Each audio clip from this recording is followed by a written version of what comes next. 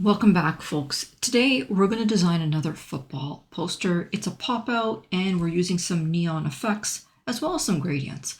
If you learn anything in this tutorial, press the like button, subscribe, and turn your notification bells on. I'm going to start off by placing some text on my workspace.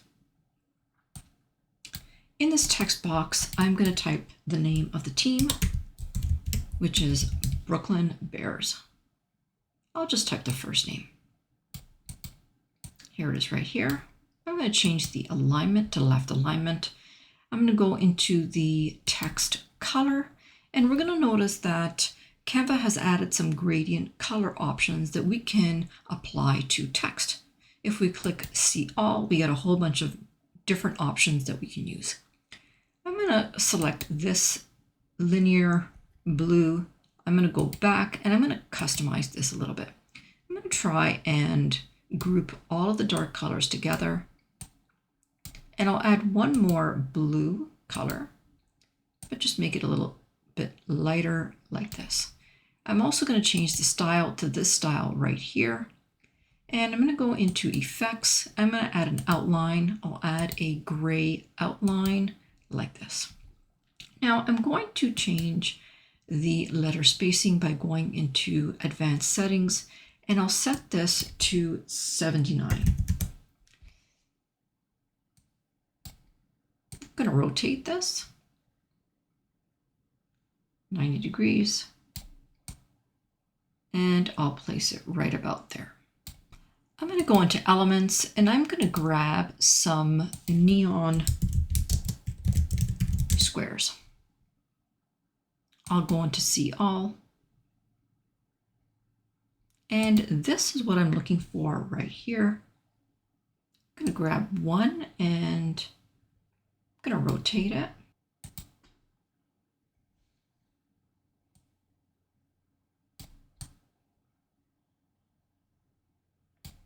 And then I'm going to make a duplicate and I'll flip it. And I'll just rotate this the other way. Like this. I'm going to grab my photo. Here's my photo. It is a personal photo, and I'm going to place this photo behind one of my neon squares. And I'm going to want the main player to be popping out, so I'll leave him right about there. Now I'm going to round the corners so that it's going to fit nicely behind that neon rectangle. So I'm just going to crop it a little bit, and then I'm going to go into corner rounding and I'll round the corners so we can hide it underneath the neon square. Before I push it back though, I'm going to grab that photo and I'm going to take a copy of it. I'll go to Edit, and I'm going to go to Magic Grab because I want to take the main player and use him only for the copy of the photo. So I've selected him and I'm going to say Grab. I'm going to discard the background of that second copy, and I'm just going to layer the football player right on top of the original photo. I'm now going to go into position and layers. I'm going to grab the photo and push it behind the first neon square. Now I want this one here to actually be on top, so I'm going to grab that neon square and bring it right on top like that. I also want my text to be on top of this square. So I'll grab it and I'm going to drag it right on top so that now the rectangle, the neon square, and the photo are sitting behind the text.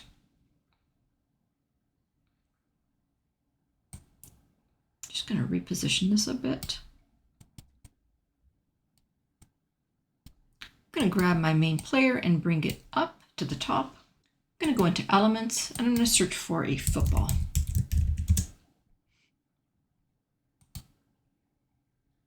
And we'll use this one right here.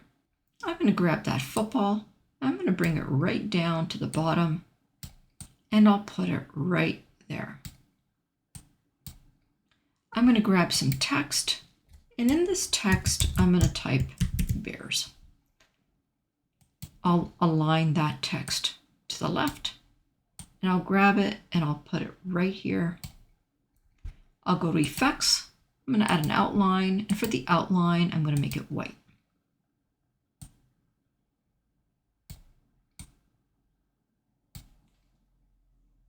Let's add some more text. I'll bring that right up there. And in here, I'm going to type number 1. And for the font, we're going to use Wildcat College. Here it is right here. I'm going to make that a little bit larger, like that. And I want to align it with the N here, but sometimes that gets really tricky. So I'm going to bring a guide down just so that I see where I can position the top of that one. And there it is right there. So I think that's just about perfect. Now we're just going to add one more thing. We're going to add a little bit of a shadow to the bottom of that foot. So I'll come back to elements and we're going to search for a circle shadow. Let's go into see all and we'll grab this one right here. I'm going to make it a little bit smaller.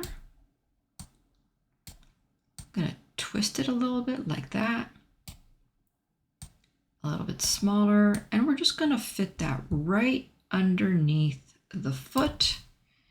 I'm going to go to position and layers, and I'm going to bring that shadow behind the main player like that.